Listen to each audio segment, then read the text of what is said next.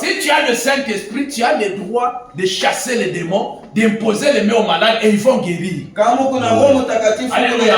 Amen. Quand vous êtes quelque part, quelqu'un est malade, même si c'est quelqu'un qui fait l'épilepsie, vous avez le pouvoir de chasser ces démons avec Marc 16.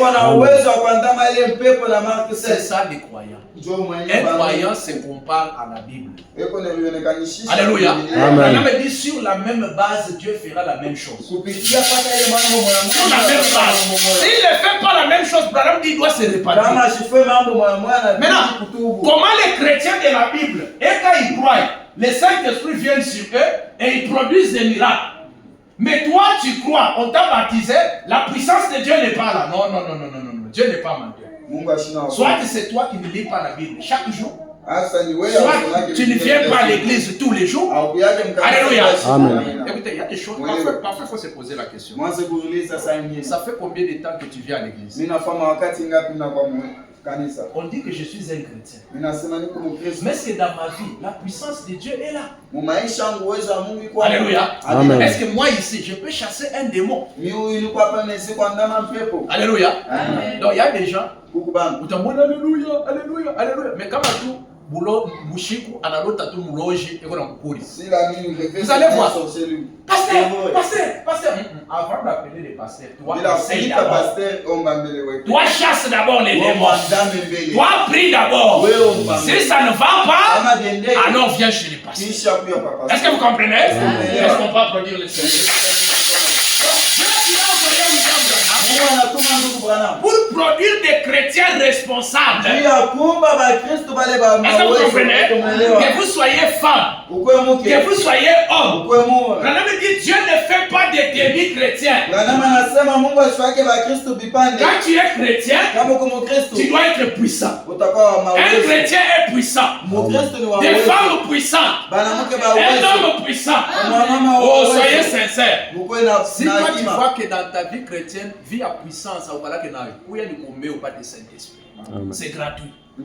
Est-ce que vous comprenez? Amen. Frère Branham est en train même de montrer que si tu n'as pas eu le Saint-Esprit, c'est parce qu'on ne t'a pas encore baptisé. Quand quelqu'un n'est pas baptisé, il est en train de dire, mais je peux une voix dans le Saint-Esprit. Alléluia. Amen. Le baptême du Saint-Esprit, c'est une possession. Je vous ai toujours dit ça. Alléluia. Amen. Quand un fou est fou, il est possédé par l'esprit de la folie. Et extérieurement, vous-même vous voyez que cet homme, il avait une certaine vie, mais sa vie a changé. Toi aussi, quand le Saint-Esprit entre en toi, nous allons constater que ta vie a changé. Ta manière de prier a changé. Les prières de 10 minutes sont parties.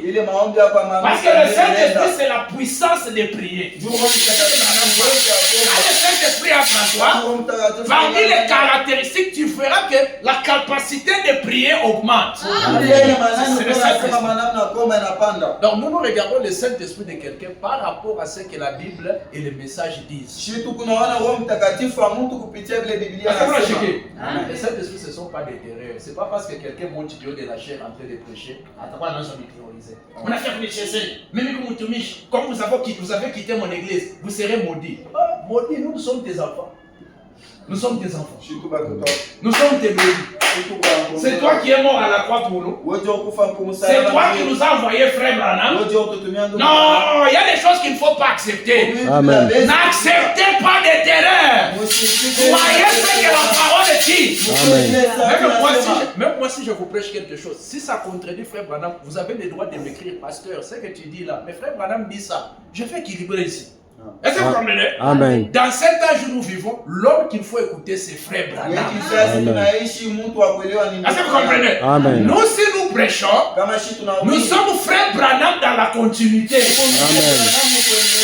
Branham dit, vous êtes les messagers de ces messages. Amen.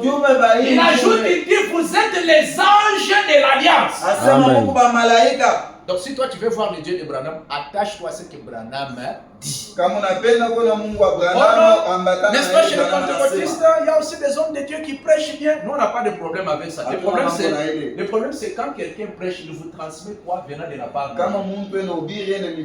William Branham, lui, il est le cri de minuit. Lui, quand il parle, il transmet la préparation de l'enlèvement à l'église. Amen. C'est ça le message. C'est pour ça, c'est ça la différence entre nous et les vierges folles. Alléluia. Et tous construisent des églises. Nous aussi nous construisons des églises. Et prêchent. Nous aussi nous prêchons. Et prie pour les malades. Nous aussi on prie pour les malades. Mais la préparation de l'enlèvement, c'est réservé au cri de minuit. Amen. Alléluia. Amen. Quand vous allez voir qu'en enfer, il y aura beaucoup de gens qui en ont à l'église. Et beaucoup de prédicateurs. Parce que les dons et les appels sont sans repentance. Ça ne veut pas dire que tu es sauvé. En enfer, il y aura beaucoup de gens, ils venaient à l'église, ils ne payaient pas la dîme. Allez, en enfer là. Il faut voir comment les démons vont t'abattre quand même. Il faut voir comment les démons vont t'abattre. Tout le monde a voir l'église, on a foutu un peu. Mouton qui au nom de Jésus. Je vous chasse au nom de Jésus. Tami Kanyang. Nous sommes là, chasse-nous. Chasse-nous encore. Ouais, on a te foukusha, mais tu oublies que la dîme tu ne payes pas. Tu es un voleur. Tu es un voleur. Tu es un voleur. Vous les servez ici. Nous on venait, quand les démons venaient, vous étiez là. Mais après tu ne peux pas t'en faire. Ici si tu entres, il n'y a pas moyen de sortir. Quand tu entres ici, c'est fini. Vous serez tourmenté au siècle des siècles. Et là-bas, vous allez voir des gens qui portaient de longues jupes et de longues robes. En enfer. Alléluia. Amen. Portez de longues jupes et de longues robes parce que vous obéissez à la parole, parce que vous aimez la parole. Amen. Vous ne faites pas ça par hypocrisie. Il y a des gens, il le fait par hypocrisie. Si un jour le pasteur monte du haut de la chair, il dit, bon, désormais, chaque par semaine, je vais commencer à autoriser un jour, pour faire des bifoupi. Même dans les grandes églises là, pourquoi? Le diable a pris l'hypocrisie, il a fait entrer dans l'église. Quelqu'un, vous le voyez, il est naturel, mais c'est hypocritement, c'est son mari qui fait la dictature. Toi, tu es sûr que quand tu portes les longues jupes et les habits naturels, c'est parce que tu le crois dans ton cœur, ou bien c'est parce que tu as forcé comme un. Moi, je ne vous autorise pas à m'ouvrir les bifous. Je ne crois pas en ça. Mais moi, mon souci est que votre religion soit la religion du cœur. Amen. Que ça vienne du cœur. Viens un nouveau jour tabernacle, parce que c'est ton cœur qui te dit de venir. Là, tu seras béni. Est-ce que vous comprenez? Amen. Faites les choix. Les choix qui viennent du cœur n'échouent pas. Amen. Tout ce qu'un homme fait qui vient du cœur, ça réussit. Même si c'est un païen. Amen. Est-ce que vous comprenez? Amen. Il y a des gens, ils ont fait des inventions du téléphone. Ce n'est même pas un chrétien. Mais comme l'inspiration venait du cœur, il a réussi, les gens achètent ça et ils sont devenus riches. Est-ce que vous comprenez? Amen. C'est pourquoi ce soir, quand nous allons prier, on a besoin des gens qui prient à partir du cœur. Amen. Alléluia. Amen. Quand tu pries, c'est d'abord la bouche et puis ça sera les pensées. Ne fais pas tes prières de 2 minutes là, où tu n'as même pas confessé tes péchés, tu ne t'es même pas réparti. Prie jusqu'à ce que tu sens que c'est ton cœur qui commence à prier. Amen. Quand tu pries venant du cœur, tout devient possible. Est-ce qu'on va prier le Seigneur? Maintenant, dit, dans la prédication, le 6e saut. Oui. Le 6e saut. Je crois que vous allez comprendre quelque chose. Alléluia. Amen. Je comprends que ta vie, c'est un chien. Alléluia. Madame me dit, mais quand vous voyez les Écritures, je crois que j'ai déjà dit ça. Maintenant, dans la prédication du Super C, Madame dit, paragraphe 26. J'aimerais que vous remarquiez l'immuable continuité de la parole de Dieu et de ses œuvres. Voyez, il ne change jamais son programme. Est-ce que vous dites Amen? Amen. Peu importe ce qui est en train de t'arriver, que ce soit les souffrances, que ce soit les difficultés, que ce soit les maladies, maladie. Dieu ne change pas son programme. Si Dieu n'est pas béni, il sera béni. Peu importe le temps que ça prend. Que le diable se déshabille comme il veut. Quand Dieu te va bénir, tu finiras par être béni. Pour ça que Dieu le voyait béni, ça a pris des années, mais il a fini par être béni. Alléluia. Comment? La pensée de Dieu lui-même crée la possibilité. Là où il n'y a pas de possibilité, Dieu lui-même crée la possibilité pour ses enfants. Là où il n'y avait pas moyen de traverser la mer rouge, le Dieu de l'enchaînement a lui-même créé la foi. Là où tu n'auras pas la force de combattre, la colonne de feu s'élèvera et prendra la relève. Il ne change jamais ses voies. C'est tout à fait parfait. Les Écritures sont dans une parfaite continuité. Tout ce que Dieu fait est en continuité. Tout ce que Dieu fait est en continuité. Et vous nous a révélé que continuité c'est l'enchaînement. Tout ce que Dieu fait est un enchaînement. Alléluia. Ce soir, au nom de Jésus-Christ, la réponse à tes prières soit un enchaînement. Que la bénédiction soit un enchaînement. Que la délivrance soit un enchaînement. Que la consolation soit un enchaînement. Depuis tu as longtemps pleuré, mais la consolation de Dieu peut venir dans un enchaînement. Si tu es resté seul pendant longtemps, que la force de Dieu soit un enchaînement.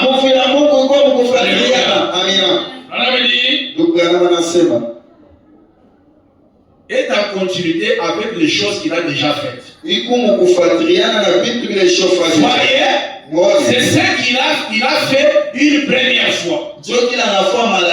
Eh bien, il la fera de même dans une deuxième fois. Restez toujours dans l'idée de l'enchaînement pour réaliser un plan. Alléluia. Là, je vais dire,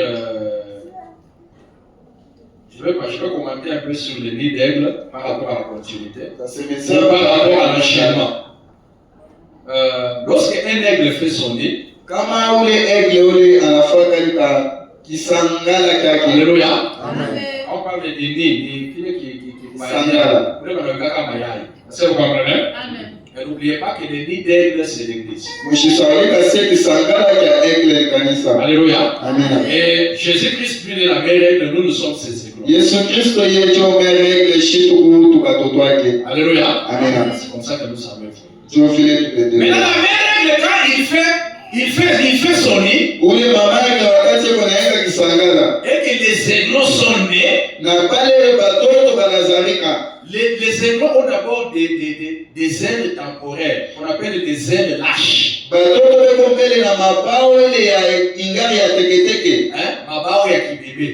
Est-ce que vous comprenez? Amen. C'est ça aussi la vie chrétienne. Quand nous commençons, nous avons d'abord des expériences bébé. Alléluia. Amen. Il y a des choses que toi tu as appelées des grandes expériences. Il y a des choses que toi tu as appelées des grandes bénédictions. Ce n'était pas des grandes bénédictions, c'était des bénédictions lâches. C'était des bénédictions en attendant que la bénédiction de Dieu puisse venir. Alléluia. Même un enfant a des types de dents. Il y a des dents temporaires et il y a des dents permanentes. Alléluia. Il est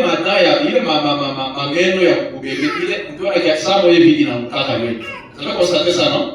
Qu'est-ce qui fait tomber ça? Il est Alléluia. Il y a des choses qui vont disparaître de ta vie. Ce n'est pas Satan, c'est la nouvelle chose venant de Dieu qui détruit l'ancienne chose. Alléluia. Acceptez la nouveauté. Quand tu traînes avec une relation, cette relation ne marche pas. Peut-être que c'est une nouvelle relation.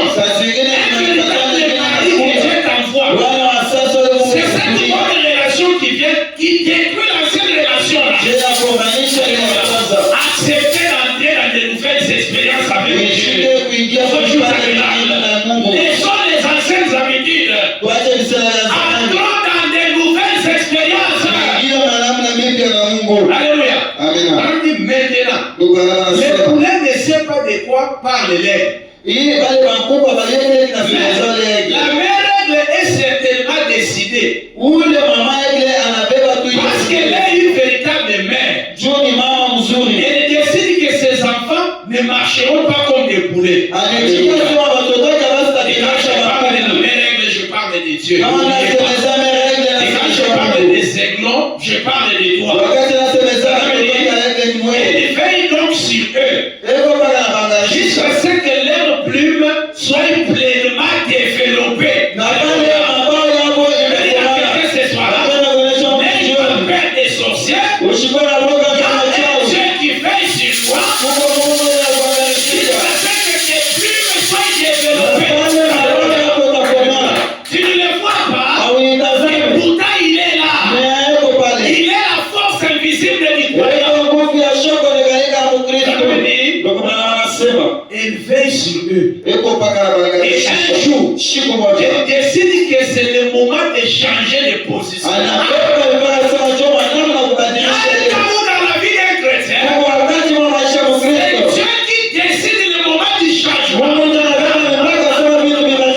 Tu as longtemps vécu comme un locataire. Tu as longtemps vécu comme un malade. Et ce soir, Dieu se décide que tu changes de position.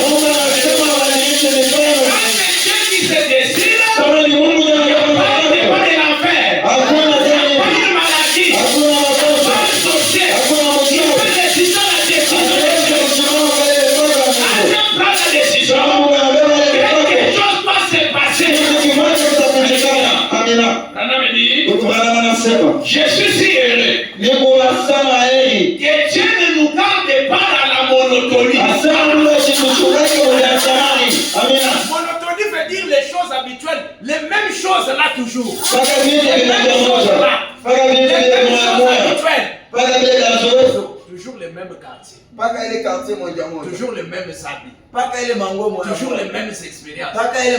Tu avais prié pour un malade, quelqu'un était guéri, c'est depuis 2015. Jusqu'au aujourd'hui. C'est toujours j'avais prié pour un malade en 2015. J'avais délivré quelqu'un. Mais aujourd'hui tu es où avec Dieu? Alléluia. Un véritable chrétien, Dieu ne les garde pas à la monotonie. Il renouvelle les expériences. Moi, en 2015, j'avais l'habitude de beaucoup prier. J'avais l'habitude d'aller dans des veillées de prière. Mais aujourd'hui, tu es où avec les veillées de prière? Montre-nous la dernière fois que tu as fait une prière de 20 minutes seule. Je vais dire à quelqu'un que la vie chrétienne, c'est l'enchaînement des expériences. Nous devons aller de puissance en puissance. Nous devons aller de victoire en victoire. Ce soir, si quelqu'un a des combats, ne te décourage pas. Comprends que la vie chrétienne, c'est de victoire en victoire. C'est de puissance en puissance. C'est de grâce en grâce. Si hier il t'avait fait grâce d'abandonner l'adultère, aujourd'hui il peut te faire grâce d'abandonner les mensonges. Demain il peut te faire grâce de devenir riche. Dieu, il ne nous garde pas en train de tournoyer dans la monotonie. Branham dit, il a constamment quelque chose de nouveau. Je pas entendu mon amen. Il a constamment quelque chose de nouveau. Ce soir au nom de Jésus, quand tu vas aller prier, sache que Dieu a quelque chose de nouveau. Il a une nouvelle expérience pour toi. Il a une nouvelle bénédiction pour toi. Il a une nouvelle faveur pour toi. Il a une nouvelle grâce pour toi.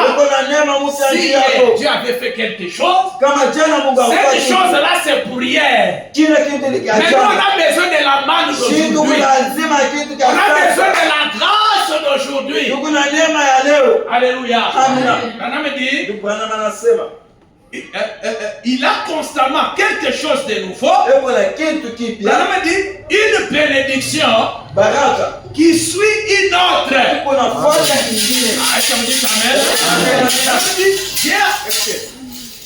Quand on lit la parole, alléluia, et que vous dites Amen, vous êtes comme la Vierge Marie. La Vierge Marie, l'ange est venu, tu vas avoir un enfant, et pourtant Marie n'avait pas même côtoyé un homme. Mais quand Marie a dit Amen, cela est devenu possible. Dire Amen à la parole, c'est une clé de possibilité. Alléluia. Donc tu n'obtiendras pas toujours par la prière. Il y a des choses que tu obtiendras comme au mari en disant seulement Amen et l'ange du Seigneur agit. Il a constamment quelque chose de nouveau. Une bénédiction qui suit une autre. J'ai entendu les grands poètes. Comme j'ai chanté son cantique. Alléluia. Quand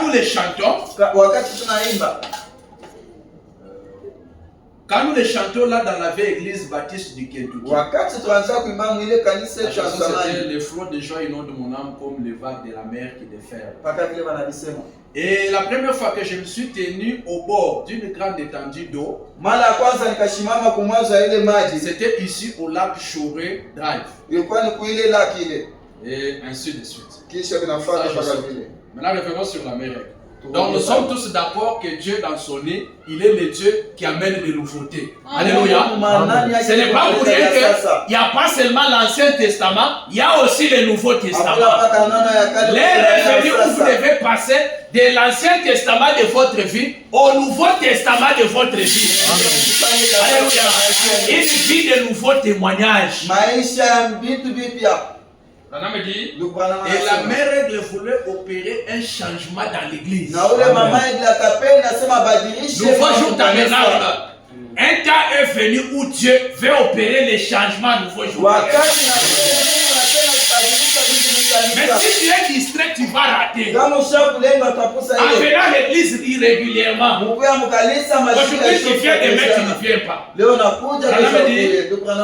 Ainsi, quand les prophètes parlaient ici, ils parlaient bien sûr principalement de Jacob. L'écriture que nous avons dit comme un aigle éveille sa posée. Il dit montrant qu'il y avait point d'autre Dieu devant lui. Il ne connaissait aucun autre Dieu. Mais il a dit, comme l'aigle éveille sa couvée. Très bien. C'est le temps où l'aigle. L'aigle c'est qui? L'aigle c'est qui? On est dit à haute voix. L'aigle c'est qui? L'aigle c'est qui? Dieu. Ok, voilà me dit. C'est le temps où l'aigle, que ces petits sont assez mûrs. Il faut qu'il éveille sa couvée. Et Dieu fait la même chose dans son église. Quand nous sommes bien établis sur une autre chose, alors Dieu est fait de nouveau la couvée. Il a fait sortir Martin Luther du catholicisme. Ils sont devenus si empêchés qu'il a éveillé la couvée. Et a envoyé Wesley. Ensuite, les Wesleyens sont devenus si empêchés. Il a éveillé la couvée et a envoyé la Pentecôte. C'est de nouveau le temps où la couvée doit être éveillée. Parce que nous sommes tellement établis. Alléluia. Amen. Quand l'enfant a les dents, les dents temporaires. Alléluia. Amen. Je suis déjà en train de terminer. Quand l'enfant a les dents, quand l'enfant commence à grandir, il y a un temps où ces dents-là doivent disparaître pour que Dieu mette quelque chose. Alléluia. Amen. Quand tu as vu les anciennes choses partir, disparaître de ta vie, c'est parce que ce sont les nouvelles choses venant de Dieu qui veulent apparaître, qui détruisent les anciennes choses. Maintenant, remarquez, Dieu, il a fait son nid. Est-ce que vous comprenez? Amen. Les aigles ne sont pas nés dans un autre nid, mais ils sont nés dans le nid de Dieu. Et quand ils sont nés, pour les premiers moments, c'est la mère aigle qui fait tout pour eux. Amen. La mère aigle va à la chasse. Il trouve un lapin. Il amène les lapins. Il leur donne. Et ils mangent. Est-ce que vous comprenez? Amen. Et comment on regarde, il est période, il y a un taille. Vous allez voir que taille, ses ailes sont tout blancs. Ils sont blancs. Est-ce que vous comprenez? Amen. Dieu traite avec nous selon les niveaux de notre vie, selon les niveaux de la vie chrétienne. Amen. Quand il voit que tu es faible, il y a certaines choses où c'est beaucoup plus Dieu qui fait pour toi. Alléluia. Mais à un moment donné, la mère aigle observe, il voit que les ailes ont poussé. Oh, je veux dire à quelqu'un, Dieu il est la mère aigle. Vous êtes des aigles. La valeur d'un aigle, c'est ses ailes. Dieu vous a donné les ailes, pas pour que vous les gardez, mais pour que vous battez vos ailes, pour que vous volez plus haut, au-dessus des temps, au-dessus des situations, au-dessus des difficultés, au-dessus des problèmes. Je vais dire à quelqu'un ce soir, peu importe la situation qui t'affronte, Dieu t'a donné les ailes du Saint-Esprit. Dieu t'a donné les ailes du Saint-Esprit pour voler au-dessus du péché, pour voler au-dessus des situations, pour voler au-dessus des problèmes. Mais quand la mère regarde, il voit que ces aiglons n'ont pas encore compris qui ils sont. Nous voyons au tabernacle. Parfois, quand Dieu vous regarde, quand il voit que vous ne comprenez pas qui vous êtes, la Bible dit que vous êtes des dieux, mais vous mourrez comme des hommes. Alors, qu'est-ce que Dieu fait? Dieu souffre. Il amène un vent. Qu'est-ce qu'il fait? Parce que il est né.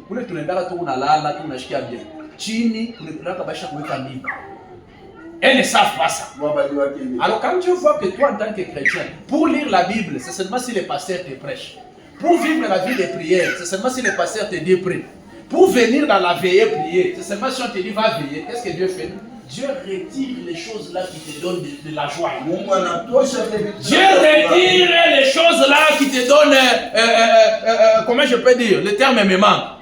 Tu te retrouves qui est sur les épines. Les aigles se retrouvent. Voilà ma toche il est ngojile. L'aigle se retrouve comme la kanyangoku épine. La kanyangoku épine. La kanyangoku miba. La kanyangoku miba. Est-ce que vous comprenez? Et qu'est-ce qui se passe? C'est là que l'aigle comprend que non, je dois battre mes ailes. Alléluia. Donc il y a des situations que Dieu te fait traverser. Ce n'est pas pour te détruire. Ce n'est pas pour t'abîmer. Alléluia. Les situations que tu traverses là, tu ne mourras pas. Je vais dire à quelqu'un, ton enfant ne mourra pas. Donc il ne mourra pas. Et prière ne mourra pas. Mais Dieu veut que tu prennes conscience de qui tu es. Commence à voler avec tes ailes. Quelqu'un qui a la foi parfaite a la maîtrise de chaque circonstance. Amen. Alléluia. Quelqu'un qui sait utiliser ses ailes d'aigle, même s'il y a un blocage, lui ne va pas être par terre. Il finira par trouver une voie. Amen. Alléluia. Je vais dire à quelqu'un, c'est que Dieu est en majuscule, c'est que toi tu as en minuscule. Amen. Si la mère a des ailes, les ailes de la puissance. Alléluia. Toi aussi tu as la même puissance que Dieu en toi. Alléluia. Dieu il est l'omnipotent céleste, mais toi tu es l'omnipotent de la terre. Amen. Et ce soir quand nous allons prier, Jésus a dit là où deux ou trois sont rassemblés à son nom, il sera au milieu d'eux. En d'autres termes, quand nous allons prier, l'omnipotent du ciel va te rencontrer, toi l'omnipotent de la terre. Amen. Et Branham me dit, quand les omnipotents se rencontrent, Branham me dit quelque chose doit se passer. Amen. Et ce soir, que quelque chose se passe pour ta santé, que quelque chose se passe dans tes affaires, que quelque chose se passe dans ta maison. maison. Et quelque chose se passe pour le blocage que tu as. Retiens que tu es omnipotent. Amen. Quand ils ont compris ça, qu'est-ce que la même règle fait? Ok, maintenant comme vous avez compris que les épines que j'amène là, c'est pour vous aider à comprendre qui vous êtes. Oh non, j'ai perdu l'argent. Oh non, j'ai la souffrance. Oh non, telle chose ne va pas. Oh non, il y a mon hasard, mais je suis dans ma côte. Tout ça. Il y a des facultés qui sont en toi que Dieu veut t'aider à comprendre. Dieu ne t'a pas créé pour que tu vives comptant sur les hommes, mais Dieu t'a créé pour que tu vives comptant sur la capacité de Dieu qui est en toi. C'est comme ça. Maudit celui qui se confie à nous. Est-ce que vous comprenez? Amen. Maintenant, qu'est-ce que la mère règle fait? La mère règle prend les aiglons à la bateau. Hein? Imaginez-vous là-bas, vous avez un bateau. Maintenant, quand par la bébé à la bateau, l'aigle voit que maintenant, il tout pas. Donc, quand même, si je ne bats pas mes ailes, ça dit que tu t'as vendu. C'est là qu'il apprend à battre les ailes. Parfois, il y a des situations, quand ça arrive, hein, c'est là que tu apprends à utiliser l'enchaînement, la continuité de la puissance de Dieu. C'est là que tu comprends que non. Même si je n'ai pas encore parlé au pasteur, je peux m'enfermer et faire une prière. Les dieux du ciel vont m'écouter. Alléluia. Le même Dieu de Branham, le même Dieu du pasteur, il est aussi mon Dieu. Je peux traiter une relation personnelle avec Dieu et résoudre mes problèmes. Alléluia. C'est ça que Dieu apprend aux aiglons. Mais dans l'enchaînement de la parole. Maintenant, l'aigle commence à voler. Voler. À un moment donné, la mère règle est en train d'observer ta marche. Sachez que Dieu connaît tes limites. Alléluia. Ce soir, ne te fais pas de soucis. Dieu connaît tes limites. Amen. Dit, quand l'homme arrive au bout, c'est là que Dieu entre en scène. Alléluia. Dieu connaît tes limites, ma soeur. Dieu connaît tes limites. Que ce soit dans les affaires, que ce soit pour la santé. Ne dis pas mis ta coup foi. Alléluia. Amen. Quand tu vas arriver au bout, tu verras Dieu entrer. Alléluia. Quand les réalistes avant c'est là que la mère règle vient les ramasser. Alléluia. Et lui-même va les ailes à leur place. Oh là là. Quand tu vas arriver au bout, tu vas voir que ça ne sera pas ta propre foi, mais Dieu va associer sa foi. C'est toi, quelqu'un qui n'a pas assez de foi, quelqu'un qui commence à douter, qu'il comprenne que ta foi c'est une goutte de l'océan de la foi de Dieu. Alléluia. Et là où tu n'as pas assez de foi, le Dieu de Branham va ajouter sa foi. On peut se lever maintenant. Amen. Le feu.